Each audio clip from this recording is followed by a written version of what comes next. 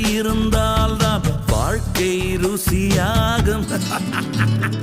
மேடுகள் கடக்கும் நதியினில் தானே மின்சாரம் உண்டாகும்.